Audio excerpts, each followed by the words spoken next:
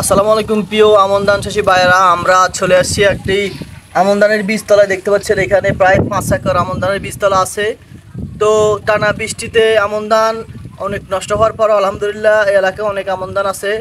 আপনারা আমন ধানে এখন ব্যবহার করবেন পচা গলার ওষুধ, যেমন আমাদের ন্যাক্সোমিন আছে, টিফফ আছে, তারপরে আমাদের এক্সোবিন আছে, আমাদের ক্যামোভিড আছে।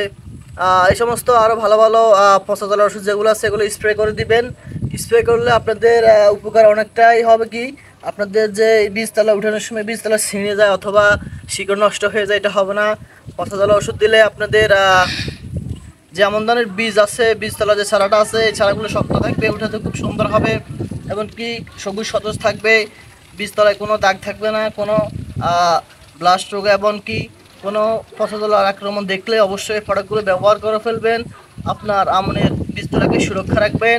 যখন আপনারা এই বীজতলা থেকে পচা জলার ওষুধ, ব্লাস্টের ওষুধ ব্যবহার করে আপনাদের আমন ধানে লাগাবেন, তখন আপনাদের আর পচা জলা আসবে না, এমনকি দীর্ঘমেয়াদী থাকবে। তো প্রিয় চাষী ভাইরা, আমরা যে এলাকায় আছে দেখতে পাচ্ছি আলহামদুলিল্লাহ খুব সুন্দর, আমাদের বীজতলাগুলো দেখে খুব ভালো লাগছে। এই জন্য আপনার জন্য এই ভিডিওটা করে ফেললাম। অবশ্যই আপনারা ভিডিওটি শেয়ার করবেন, এমন সমস্ত কৃষক ভাইকে দেখাবেন যে এই সময় বীজতলাতে অবশ্যই পচা জলার ওষুধ ব্যবহার করে ফেলবেন। ধন্যবাদ সকলকে। আসসালামু আলাইকুম।